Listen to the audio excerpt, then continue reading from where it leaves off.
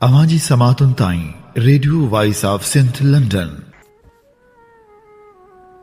सिंध ऐं अफ़गान पनाहगीरनि वारे मसइले ते नाम्यारे कॉम्प्रस अॻवान लेखक नवाज़ खान ज़ौर लिखियो।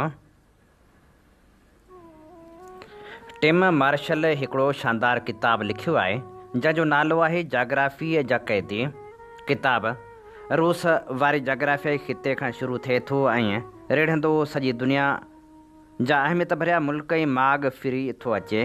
क़ौमनि ऐं मुल्कनि जी ज़िंदगी में जाग्राफ़ी जो कहिड़ो किरदारु आहे ऐं उहा कीअं क़ौमनि जे लाइ हिकु वक़्तु रुकावट ऐं बचाव वारा किरदार निभाए थी।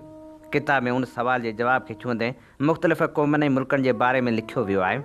लेखक किताब में पंहिंजे हिन ख़िते ते पिणु लिखियो आहे जंहिंमें हिमालय कराक्रम हिंदूकश जबलनि खे ॾखण एशियाई मुल्कनि जो फितरी बचाव ऐं सिंधी समुंड खे दुनिया सां ॻाढापे जो ज़रियो लिखियो अथसि। हुन ॿियो किताबु वरी जाग्राफ़ी जी ताक़त पावर ऑफ जियोग्राफ़ी जे नाले सां पिणु लिखियो आहे जंहिंमें क़ौमनि ऐं मुल्कनि जी जाग्राफ़ियाई बीहकनि जा संदनि लाइ आंदल सियासी मुआशी फ़ाइदा फ़ौजी लाभ ऐं ताक़त असर ऐं इख़्तियार जा रिपियल कड़ा मिठा ॻड़ ॻणाया आहिनि। संदसि ॻाल्हि जो तत ई आहे त क़ौमनि जे ज़िंदगियुनि में जाग्राफ़ी जेको किरदारु अदा थी करे उहो तमामु वसत भरियो बेबहा ऐं गूनागून आहे। जाग्राफ़ी क़ौमनि लाइ हिकिड़ो तमामु अहम ऐं एॾो वॾो लकाउ आहे जो उहो कंहिं क़ौम जी पूरी हयाती जो घेराव करे थो। क़ौम पंहिंजी जाग्राफ़ी जी एर घेर में पंहिंजी तहज़ीब तमदन सक़ाफ़त फ़ौजी सघ ऐं सियासी किरदार जो तयन करे थी। टिम मार्शल हिंदुस्तान पाकिस्तान ऐं अफ़गानिस्तान खे हिकु बाब में समोयो आहे ऐं टिन्ही जी जाग्राफ़ी ऐं सियासी बीहक जे बारे में काफ़ी वज़नाइतो जाइज़ो वरितो अथसि। हूअ जाग्राफ़ी जा क़ैदी में लिखे थो उहो जाग्राफ़ी जो हुकुम आहे त पाकिस्तान अफ़गानिस्तान जे अंदरि अटकियल हुजे ऐं अहिड़ी रीति इंडिया बि। किताब जो ही बाब पढ़ंदे मूंखे बारहा मौलाना उबैदुल्ला सिंधी यादि आयो। तंहिं दौर में गॾियल हिंदुस्तान अंदरि केतिराई बसीरत अफ़रोज़ आलिम अकाबर ऐं सियासतकार मौजूदु हुआ पर केर बि फ़हम बसीरत ऐं दूर अंदेशी में मौलाना उबैदुल्ला सिंधी जे मट न हो। मौलाना सिंधी 40 वारे ॾहाके जे आगाज़ में चयो हो त हिंदुस्तान जे उत्तर ओलह वारनि मुस्लिम अक्सरियती ख़ितनि खे गॾाए जंहिं इस्लामी ममलकत ठाहिण जी ॻाल्हि कई पई वञे उहा अमल में अचण साण सभ खां ख़तरनाक असर पाड़ेसरी मुस्लमान मुल्क अफ़गानिस्तान ते पवंदो ऐं उहो मुस्तक़बिल में आलमी ताक़तनि जी वेड़ जो आखाड़ो बणिजी वेंदो। थोरा ई माण्हू हूंदा आहिनि जिन खे कुदरत वारो दूरबीन अखियूं अता कंदो आहे ऐं उहे वक़्त जा पर्दा चीरे ईंदड़ ज़माननि खे ॾिसी सघंदियूं आहिनि। माज़ी खां ई मशहूरु या अवामी ज़िंदगीअ में असराइतो किरदारु अदा कंदड़ माण्हुनि जे सलाहियतनि जी परख जूं कोशिशूं थींदियूं रहियूं आहिनि। अॻवाननि जे अहलियतनि में हिन ॻाल्हि खे बि ॻणियो वेंदो आहे त उहे केतिरा ज़हीन फुर्तीला ऐं दूर अंदेश आहिनि। अहिड़नि अॻवाननि या हुकुमराननि खे मुदबर अॻवान सॾियो वञे थो। विंस्टन चर्चिल खे दुनिया जदीद दौर जो हिकिड़ो मुदबर अॻवान उन करे मञे थी जो हुन हिटलर जे फाशिज़म वारे ख़तरे खे सभिनी खां अॻु परखे वरितो हो पर हुन पाण खे ॿी आलमी जंग जे मैदान में एतिरो विचड़ाए छॾियो हो जो पंहिंजे मुल्क अंदरि ईंदड़ चूंडनि दौरान संदसि सिर ते चढ़ी बीठल शिकस्त खे ॾिसी न सघियो। ॿी आलमी जंग जे फातिहनि में शामिल ई हमराह याल्टा कॉन्फ्रेंस मां कामयाबु मोटियो हो पर पंहिंजे वतन में थींदड़ चूंडनि में हाराए सियासत जे मैदान मां हमेशह लाइ अलूप थी वियो। उन जे बरअक्स मौलाना सिंधी जो हथ वक़्त जी निब्ज़ ते रहियो ऐं हुन ईंदड़ वक़्त जी दिलि जूं धड़कनूं ठीकु ॻणियूं।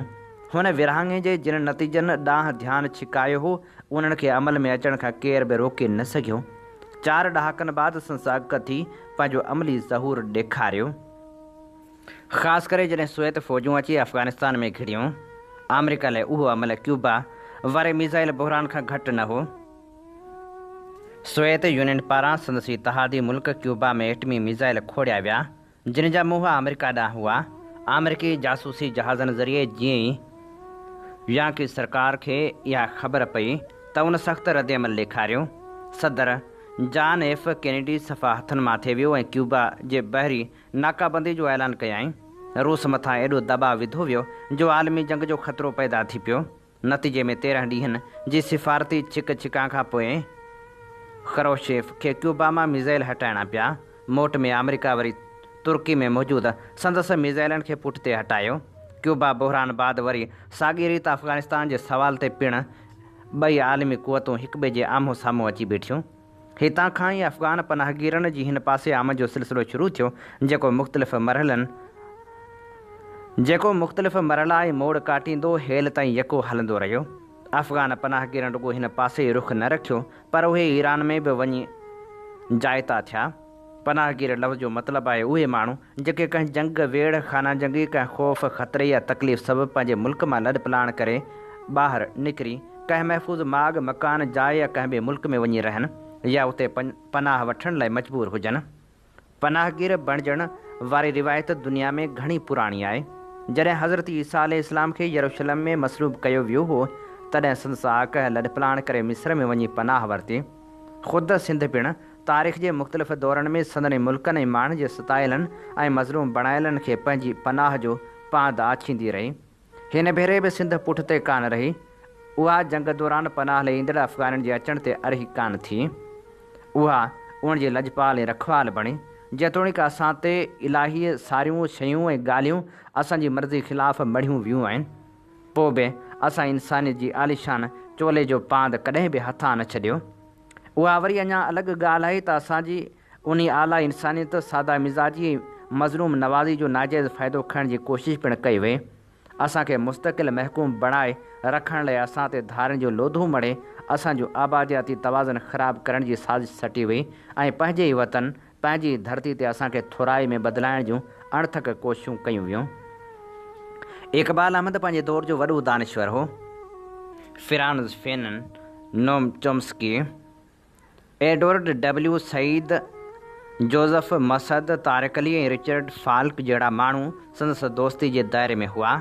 फ़लस्तीनी दानिश्वर एडवर्ड सईद ते इक़बाल अहमद खे पंहिंजो सभ खां वेझो दोस्त ऐं ज़मीरी इख़लाक़ी अॻवान कोठींदो हो। हुनजो बेठकियत मुख़ालिफ़ कमु ॻणप लाइक़ु आहे। उन इक़बाल अहमद हिकिड़े इंटरव्यू में चयो, फ़लस्तीन खां पोइ सिंध दुनिया जो वाहिद ख़ितो आहे जंहिंमें मुनज़म अंदाज़ सां धारियुनि जी आबादकारी कई पई वञे। धारियुनि जी उन्हीअ मुनज़म आबादकारी में अफ़गाननि जो पिणु तमामु वॾो हिसो आहे। गॾियल क़ौमनि जे अंगनि अखरनि मूजिबि अटिकल 13 लखनि खनि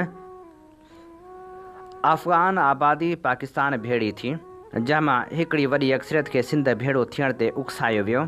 सरकारी अंग अखर छा बि चवनि, पर अफ़गान पनाहगीरनि जो एतिरो अंगु पंजाब में आबाद न थियो जेतिरो तइदादु सिंध जे मथे में हयो वियो। जेतोणीकि अफ़गान पॉलिसी पंजाब जे बालादस्ती इदारनि जे हथ में हुई ऐं उन जी मर्ज़ी सां ई जुड़ी, पर उन जा मनफ़ी असर सभ खां घणा सिंध ते पिया।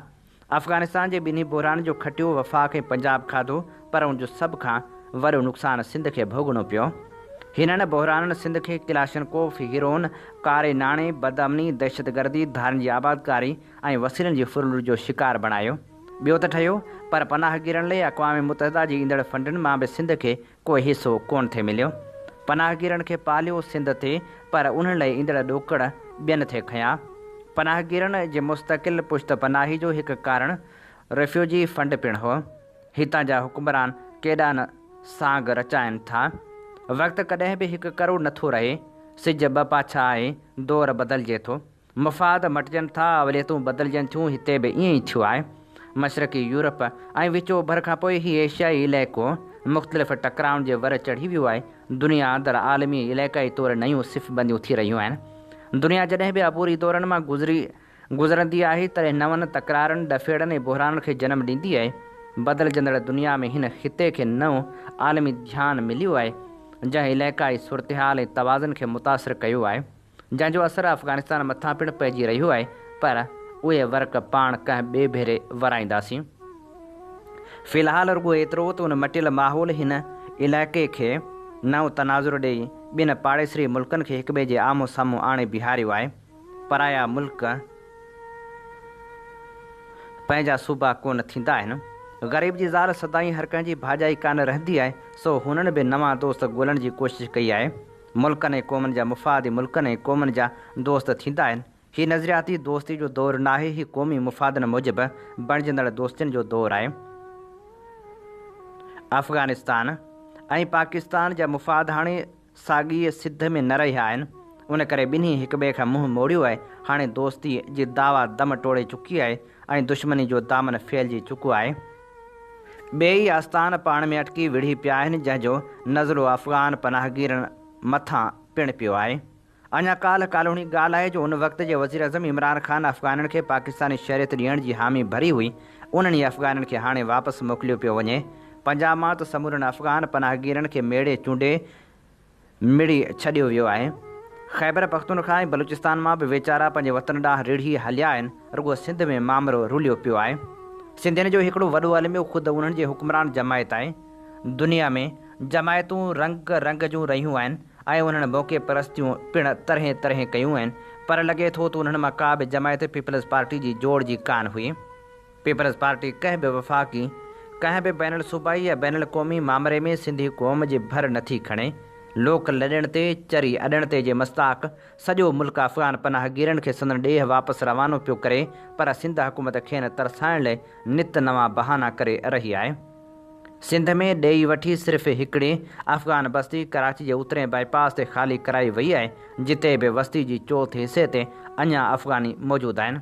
उनखां सवाइ बि कराची में अफ़गान पनाहगीरनि जूं कई वसंदियूं, जिन में अञा कंहिं अहलकार पेर ई न पातो आहे। सवाइ उन हिकिड़ी अफ़गान बस्ती जे बाक़ी जिथे किथे अफ़गानी सुख सां वेठा आहिनि।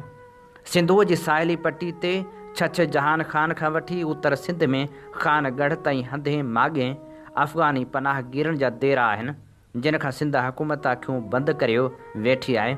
उनजो हिकु सबबु हीअ आहे त पीपल्स पार्टी अफ़गाननि, पठाननि, बिहारियुनि, बंगालियुनि, बर्मियुनि ऐं रोहिंग्यनि समेत भांत भांत जे धारियुनि खे पंहिंजो इतिहादी वोटर थी सम्झे। हालांकि पठान वोटरनि जा वोट पठाननि खे ई मिलनि था, पर उहे खटियायल धारिया पीपी खे सोला ऐं सहागा पवनि था। उन्हनि खे ख़रीद करे इतिहादी बणायो वञे थो। उन करे हिते हथु हल्को आहे। पहिरीं त पीपी सिराज दुरानी जी सूरत में अफ़गान बाशिंदनि ऐं पठान जो केस विढ़ंदी हुई, पर हींअर बि सिंध सरकार में अफ़गाननि लाइ हिकु क़िस्म जो हमदर्दाणो लहजो मौजूदु आहे। उन जे बरक्स सिंधियुनि लाइ सख़्तु रवैयो आहे। इहो ई सबबु आहे जो अफ़गान बस्ती खे अबोझ ऐं बेघर सिंधियुनि सां ॿीहर वसाइण बजाए मसमार करे मलीर डेवलपमेंट अथॉरिटी जे नाले में कब्ज़ा माफ़िया जे हवाले करण जा साबाह कया पिया वञनि। कॾहिं कॾहिं चोरनि जे पाण में वेहण सां भाॻियुनि जो भलो थी पवंदो आहे। पीपी सरकार एतिरो बि थियणु नथी ॾे। उहे घर सरकार न अॾाया आहिनि, उन करे खेसि उन्हनि खे ॾाहिण जो हक़ बि ॾाहे। भला मुफ़्त में नई सही सरकारी लीज़नि जे अघनि ते ई उहे घर आम सिंधियुनि खे ॾिना वञनि। सॼी सिंध में पखिड़ियल समूरियूं अफ़गान बस्तियूं ख़ाली कराए उहे घर ग़रीब मिसकिन सिंधियुनि खे ॾियणु घुरिजनि। उनखां अॻु में जो मथियां हमरा वरी ठही वञनि, पॉलिसी में बदिलाव अची वञे, समूरनि अफ़गान पनाहगीरनि खे वापसि अफ़गानिस्तान रवानो कयो वञे। हिन तारीख़ी मौक़े मां सिंधियुनि खे पूरो पूरो फ़ाइदो मिलणु घुरिजे। अफ़गान पनाहगीरनि वारे मामले ते हीअ ख़ूबसूरत लेख असीं अवां जे समातनि जी नज़र करे रहिया हुआसीं, जेको लिखियलु हो ख़ूबसूरत लेखक ऐं क़ौम परस्त अॻवान नवाज़ ख़ान ज़ौर जो। अवां जी समातुनि ताईं radio voice of Sindh London